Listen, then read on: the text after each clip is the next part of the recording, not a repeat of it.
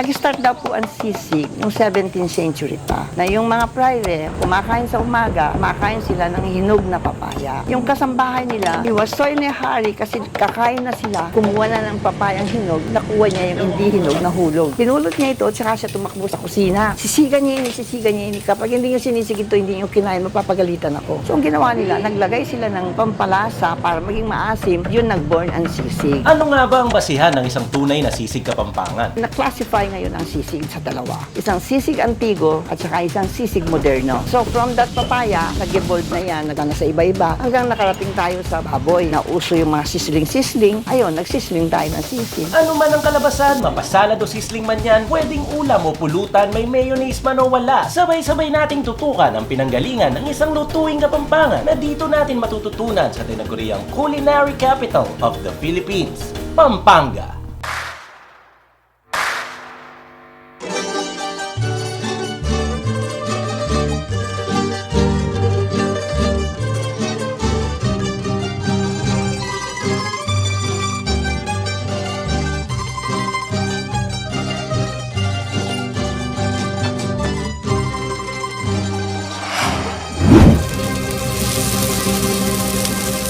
Ako si Lilian Rising Borromeo. Mas kilala nila sa Aching Lilian. At early age, natuto na akong magluto. Kasi yung aking impo, si Doña Maura Hizon Lorenzo, tinuruan akong magluto dito sa bahay nito. Siguro mga 2 years old ako, instead of dal ang lalaruin ko, tsara at saka isang dahon, pukpukin ko, nasa kusina ako. Hanggang lumaki ako. Nung 12 years old na ako, that was the first time nakakita ko ng manika. Biro mo, tanda ako na, doon lang nakakita ng manika. Kasi puro luto-luto tinuturo sa akin ng nimpo. Tapos natutuwa naman ako at meron akong manika. Hanggang lumaki na ako, sige pa rin akong luto-luto sa kusina. Nung nag-college na ako, tuwang-tuwa na ako. Gusto kong maging doktor kasi ang daddy ko ay doktor. Ayaw naman ng nimpo. Gusto niya kukuha ko ng home economics. Gusto kong magrebelde, pero mabait ako. Sumunod ako kahit against my will. Na hindi ko alam, dyan pala talaga ang aking katapusan hanggang mamamatay ako sa kusina na ako. Pero dyan ako naging successful ba. Kaya payo ko sa mga kabataan ngayon, huwag silang sumuway. Kung anong gusto ng matanda, kunin mo kasi yun ang the best for you.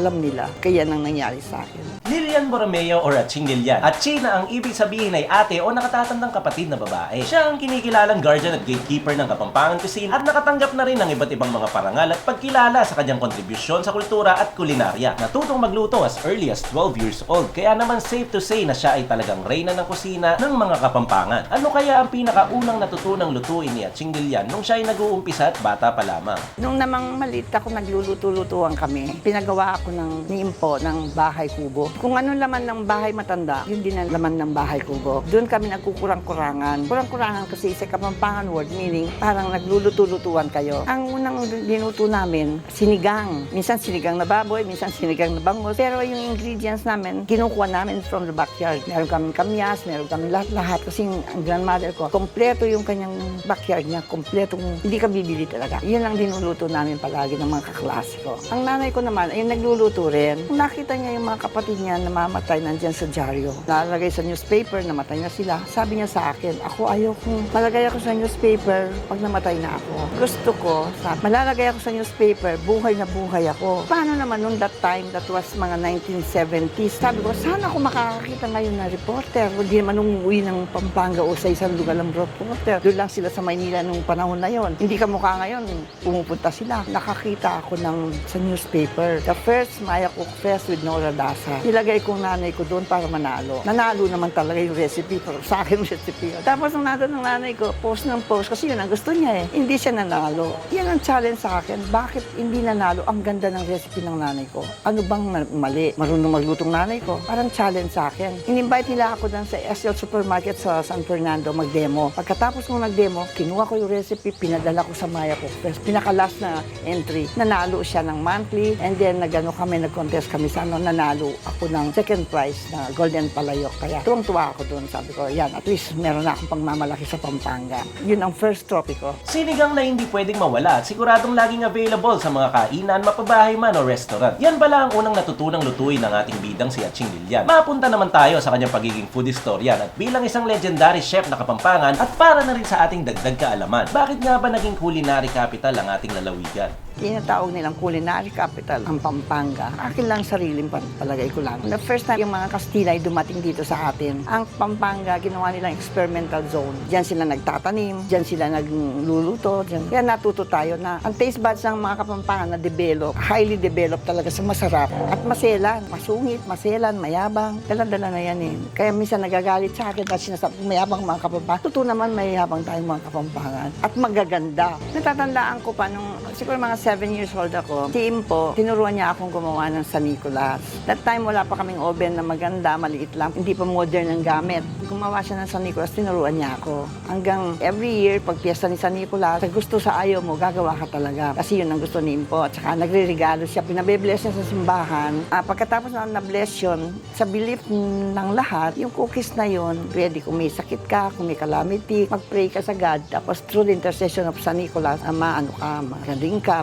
masave ka. Dito sa Pampanga, mahilig kaming lahat kumain, mahilig magluto. Ang mga Kapampangan, nagluluto sila ng iba-iba na influence ng mga Kastila at saka ng mga neighboring countries na dyan nag-start. The best talaga, aminin at hindi, pinakamasarap talaga sa buong Pilipinas na pagkain, yung ginagawa ng mga Kapampangan. Sapagkat tinuruan tayo ng mga Kastila, tinuruan tayo ng mga ibang neighboring countries, tapos gusto pa natin mas masarap pa doon at mas mahal pa doon ang ingredients natin gagamitin. Kasi mayabang nga tayo eh. When it comes sa food, sa mga umiinom naman at parang pulutan, ginagawa naman nila ay sisig. Ang sisig naman, may sisig baboy, sisig ng paro, yung hipon, sisig bangus, maraming sisig-sisig, pero it started with papaya. Ang sisig naman, nasa taong gumagawa. Kung anong asim mo ng taste buds mo, no? Yung iba gusto na maasim-maasim, yung isa gusto maanghang-maanghang. So it depends. Kaya hindi mo masasabing, itong 1 tablespoon ito, 1 tablespoon, hindi pwede. Kailangan, according to taste siya. Sa ibang lutuin naman ng Kapampangan, meron tayong mga dododo, meron tayong adobo, asado, menudo. Pero yung unang talagang nangyari sa dododo na yan ay ang adobo. Ngayon, from adobo,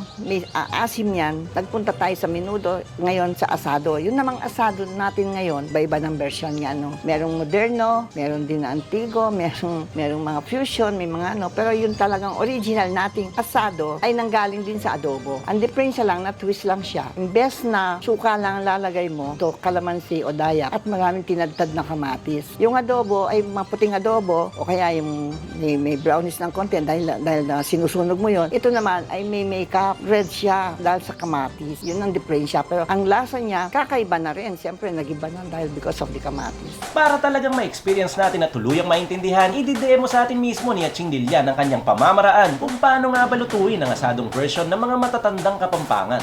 Mga Kabs, gagawa tayo ngayon ng asadong matuwa. Hindi yung asadong bago, yung luma. Gagamitin natin ay chicken breast. Meron tayong dayap o kaya kalamansi, toyo, bawang, sibuyas, patatas, at saka iba-iba pang ingredients na pakikita ko sa inyo mamaya. Ang unang gagawin natin muna, marinate natin ang ating chicken, ang ating meat, no?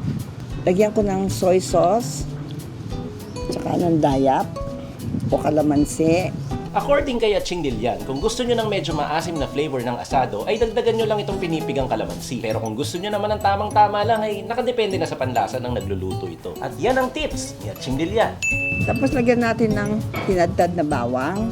Ito maaaring marinate natin overnight na sa refrigerator. Maaari namang a few hours lang bago natin siya lutuin. Okay naman. Kung naman nagmamadali tayo, maaaring diretso na ninyong iluto.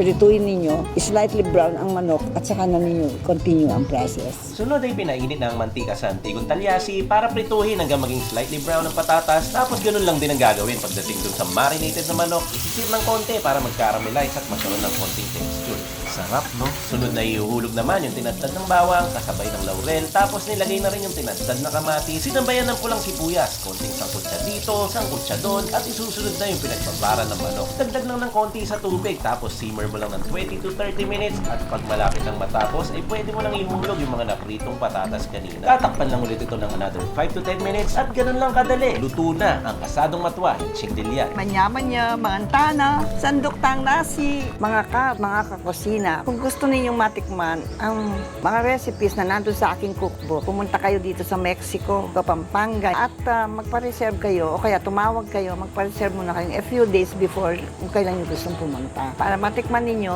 ang mga lumang luto at saka yung mga modernong luto at saka may konting twist din, kayong ating San Nicolas, matikman nyo. At kung early naman kayo pupunta ng breakfast, matikman nyo yung suklati natin na talagang antigo. May gatas ng Carabao at saka yung tsokolate ay ginigilig pa namin. Kaya po, magkikita tayo dito sa Mexico. Kung kailan nyo gusto, magsabi lang po kayo. Talaga naman, manyamang Kenny. Punta na kayo. Manganta na mga kab! Kain na mga At kabs! welcome dito sa Mexico, Pampanga, partikular dito sa kusina ni Aching Lilian o kung tawagan ay kusinang matwa. Anong ibig sabihin ng matwa? Kusinang matanda. At kasama natin sa likod si Aching Lilian. Ayun, si Aching Lilian ang nagluto nitong lahat. The ever-famous chef ng Pampanga. Oo. Reyna ng Kapampangan Cuisine. Reyna ng Kapampangan Cuisine. Yan. Ito, Inuulit ko lang. Titignan natin mga luto niya kasi talagang pag sinabing lokal na pagkain, pag niluto ni Aching Lilian, mapapawaw ka na. Wow. Ano muna mo dyan sa tatlo? Dito ako sa sisig, tol. Ito yung sisig ni Aching Lilian at Oo. ito naman yung asadong matwa ni Aching Lilian. Asadong matwa, matanda. Oo. So, umpisahan ko dito. Kuha muna ako nitong manok na may kasamang patatas. May aneng kanin. Cheers! Meron ka. Sige, ito na yung kutsara ko.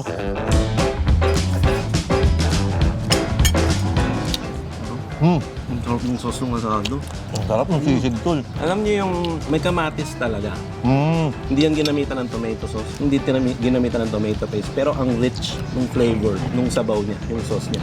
Kaya mo, walang enhancer yan Tamang toyo, asin, paminta lang yan. Saka kamatis. Ito naman sisig, tol. Swak na swak sa akin yung texture nito. Medyo may konti siyang laban, pero bumibigay din. Oh, Parang gano'n. Oo, din. Oo. Tapos yung anghang, asim, saktong-sakto. Mismo yung timpla. yung sisig kasi yung asim niyan, personal preference ng nagluluto.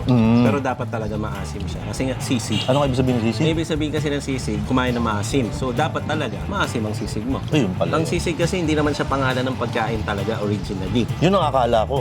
Ano kasi siya, salita talaga siya. Hindi siya pagkain. So, sisig is kumain ng maasim. In English, to snack something sour. Oh!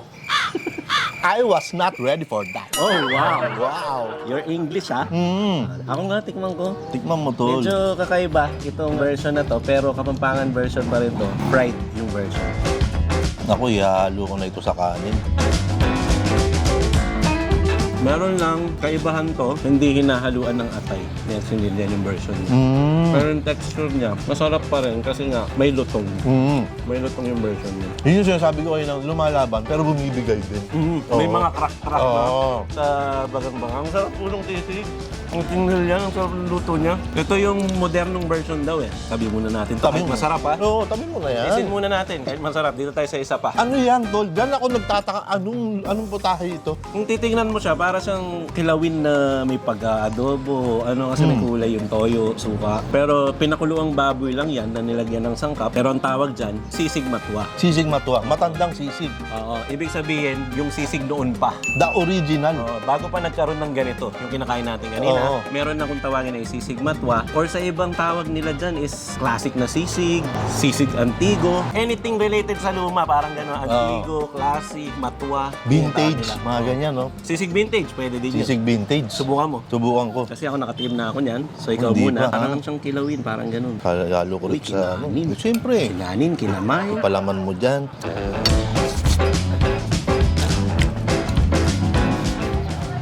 Loading. May tamis, may asim, may anghang. Ang paborito ko, hindi ko ma-explain, tol. Yung paborito ko. Pero ang sarap, Tagal kong hinintay. ang sarap niya, tol. Para siyang enjoy kainin. Kasi minsan may mga kain tayo na basta makakain lang, di ba? Ito, Sige nga, isa pa. Baka makuha mo na.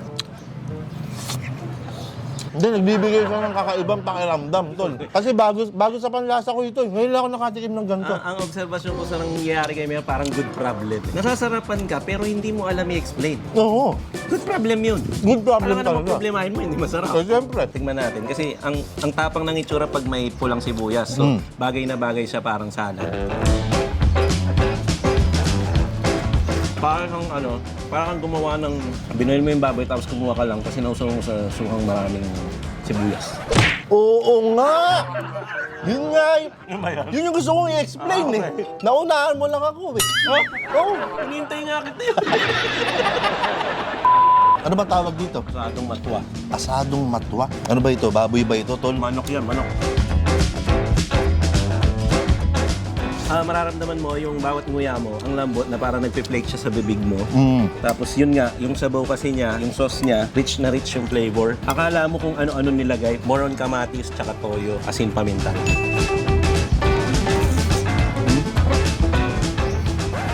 Tol, gising. Kala ko nakatulog ka. Tugin mo, ang tagal.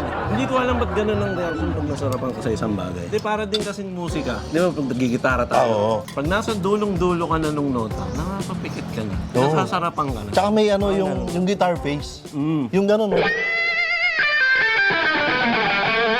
Yung mga ganun kayo, pag Totoo. di ba? Meron mo, tol. Yun yung pag medyo nasa dulo ka na, medyo ibibend mo na sila, mga ganun. Pag ang gitarista, maayos ang muka ng nagli-lead, walang damdamin yun. Ganon din pala yung paraan ng pagkain natin, tol. Yung pagkain mo, masama yung damdamin. Oo. Nakakalabit yung emosyon mo. Tama. Yun ang masarap na kain, tol, Ang ganda, no? ang ganda. Mm. Alam nyo itong asada na to, kahit wala tong manok sa tingin ko, yung patatas pa lang. Oo. Grabe, sobrang lambot na. Namamash-mash ko nga, gamit lang yung kutsara at saka tinidor. Mash natin, tapos lalagyan ko yan ng kanin. Gising, tol, gising. Sige, time out muna. Saan mo na magkwento? Kwento ka muna. Ang ganda ng lugar dito ni Aching Dilian. Para tayong nag-time travel talaga. Mga Kabs, nakikita nyo naman yung background namin. Akala nyo edited, pero totoo po yan. Ganda no? Tapos, sa kwento ni Aching Dilian kanina, yung mga gamit dito, talagang lumang-luma na yung mga gamit dito. Di ba, Aching Dilian, no? Oh, mga ano pa po, gamit pa po ng mga lola nyo po. Oh, ninuno. Mga ninuno ni Aching Dilian pa ang gumamit ng mga gamit dito na hanggang ngayon, nagagamit niya pa rin. Tama po ba, Aching Dilian? Oh, yes! Of course! Oh, kita nyo na? Kaya talagang para kami nag-time travel, yung mga bintana, mga kapis, mga ganyan, may mga tapayan, di ba? Oh. Parang di ka na nag-host, ha? Parang guest ka na lang. Ang sarap makinig! Ang sarap makinig mo pa! Pagkwento ka naman. Uy, at ang nakakatuwa pa, tol, nakita ko kanina, talagang ibang klase. Si Aching Dilian mismo ang nagluto nitong mga kinakain natin. Kaya sobrang tinitreasure ko eh. Oo. Kinakain ko lang talaga eh. Hindi lahat nabibigyan ng pagkakataon na makatikim ng mismong luto ni Aching Dilian. Di ba? Kaya ito ay isang karangalan nito, tol. Sobrang blessed namin ngayon na mapagluto kami ni Aching Dilian.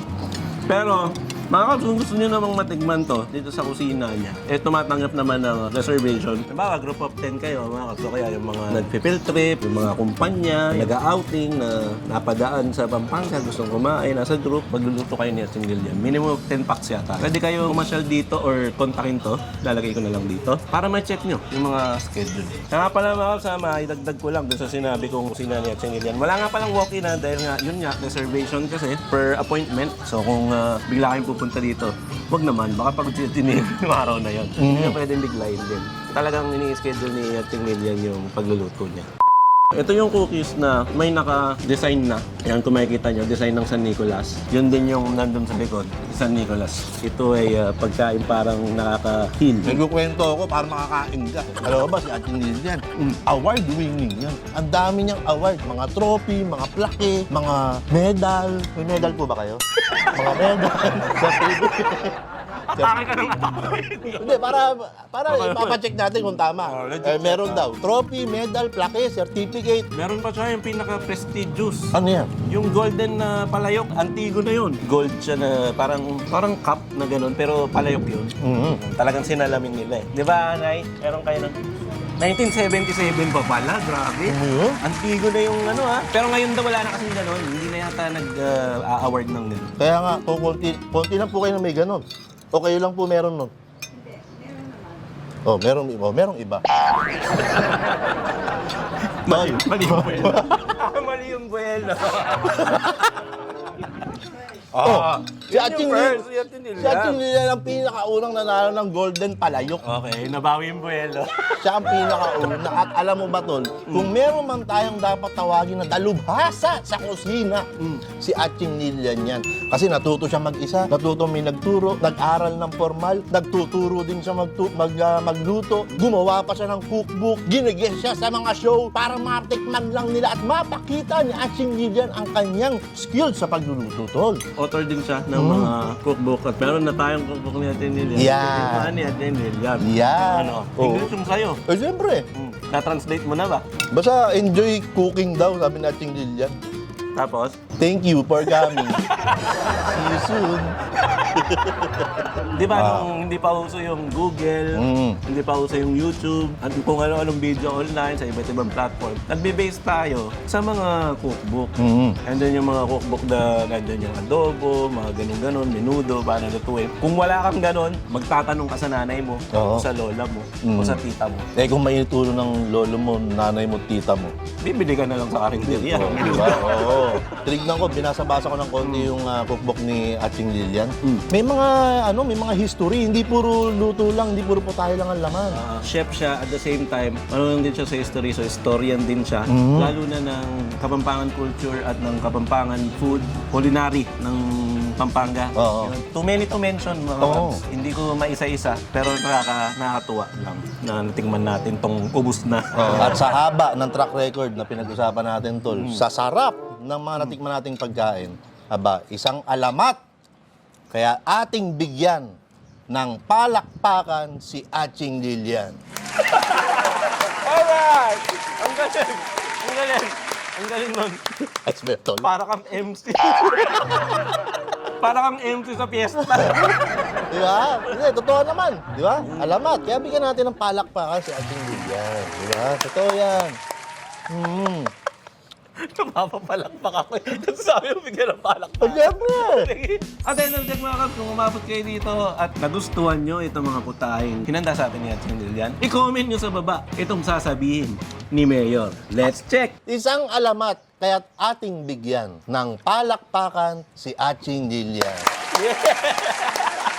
Dapat yung comment nila may clap sila. Para alam natin na nagpalakpakan niya sila. Di ba? Ayan. Pero syempre, habang pinapalakpakan natin, dapat nakaharap tayo kay Atching Lilian. Kaya Atching bigyan Lilian. natin ng palakpak. Isang alamat, kaya't ating bigyan ng palakpakan si Atching Lilian. Yeah! Atching Lilian, thank you po kayo niluto yun. Paboran nyo, may sabi tapong Kapampangan, batang yan 19 dyan. Wow. Pwede tayong pisali.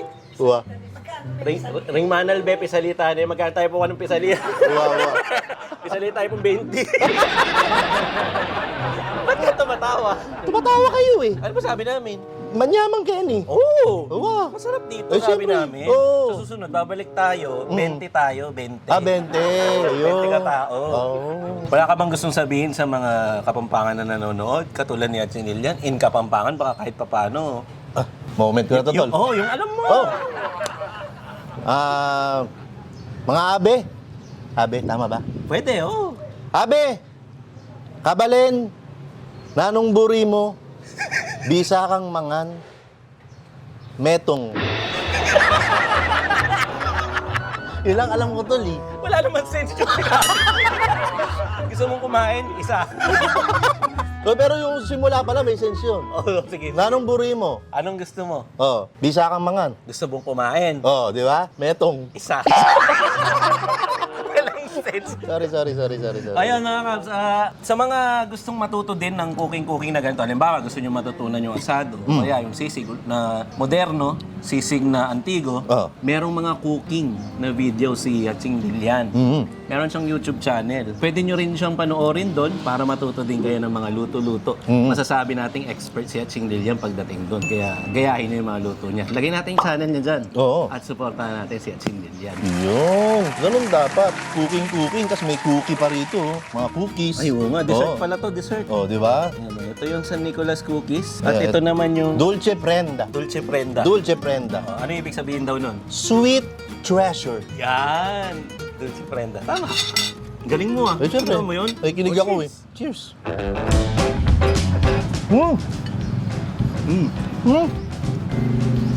Ang sarap nito, Tol. palaman. Hmm. no? Hindi siya manhid. Meron siyang feeling.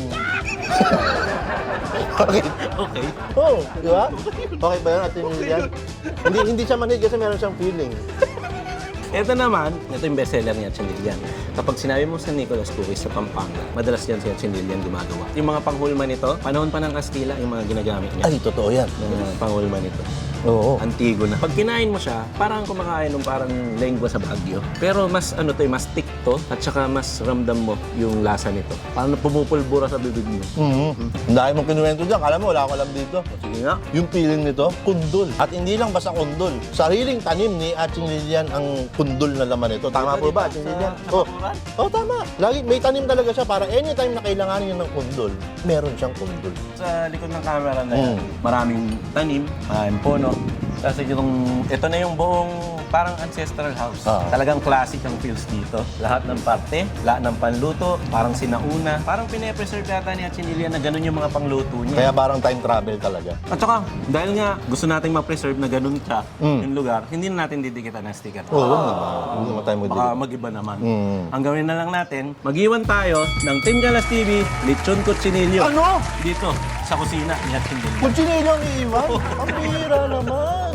Hindi na sticker. Hindi yung sticker. Mahirap kasi ayokong ibahin. Gusto ko ganito pa rin siya. Oo. Walang kahit anong sticker. Tama yun. Maganda yun. Yun. Kutsinilyo na lang. Mm. Para matikman kasi sobrang fulfilling para sa akin yun kung matitikman ng isang prominente at legendary na chef na tulad ni Atching Lilian. Ang gawa natin ng lechong kutsinilyo. Kaya naman, one more time, palakpakan natin si Atching Lilian. Maraming salamat po, Atching Lilian. Thank you very much. Thank you po kang Atching Lilian at Karinga Pampangan tamo kayo na kabalen. Thank you rin pa Manalbi at minabot ko kayo. Ni pabre niya po yung mayor. Ganun, tatango yan, tatango. Subukan mong feeding minsan. Wah.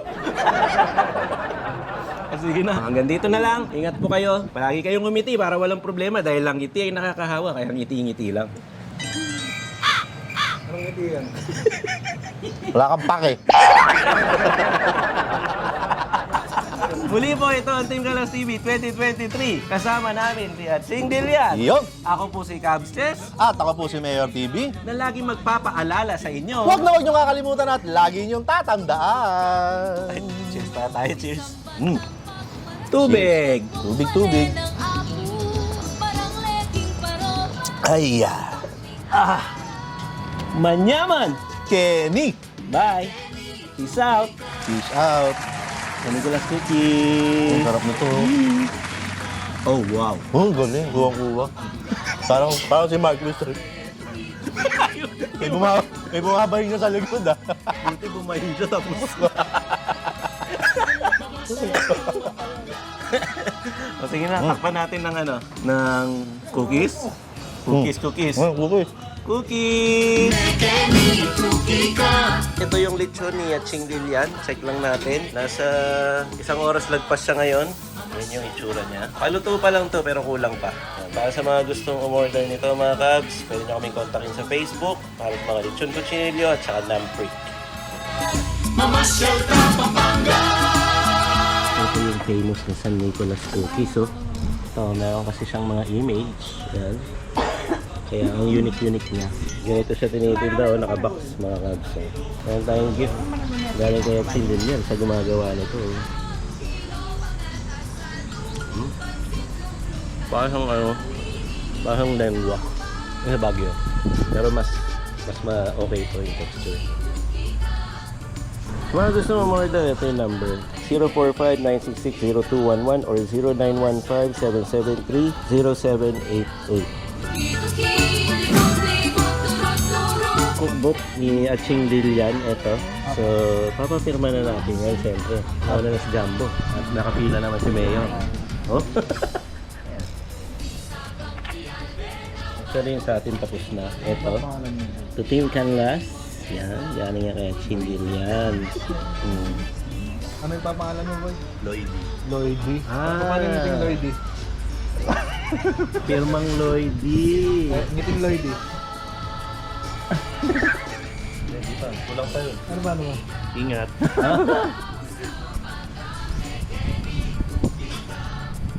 I-translate mo, Son. Yung sa akin po, Omar po. Opo, O-M-A-R. Oh, magaling po magluto yan sa Sinsalang Pinoy. O-M. A-R. Thank you po. Yeah. Salamat po. Translate, Tol. Ha? Translate. Translate? Tayo magluto. Very happy. Tayo magluto ng very happy. Yeah! Halos maubos na namin mga kabso. Ito, yung saktong tira, tinake out na namin doon. Saka pala, shoutout nga pala sa chef namin sa Lechon House, si Dale Babor na nasa Australia. Shoutout, Chef Dale! Shout out, Chef Dale. Shoutout dun! Ingat ka dyan, enjoy Australia. Mga kabs, uwi na kami, magpapaalam din kami sa anak ni Chinilian, si Tenten. Sir, thank you very much. Maraming salamat sir, salamat ng marami. Mahalin nyo yung sarili nating atin, ang Kapampangan recipes at ang Kapampangan resetas. Suportahan natin ang mga lokal nating pagkain. At bago namin tapusin itong video na to, gusto namin i-shoutout si Dale Babor, Chef Dale ng Lechon House namin. Yun, siya ang dahilan bakit nagkita-kita kami dito. Ingat dyan sa Australia. Bye-bye. Team Canlas, #1. Thank you, sir.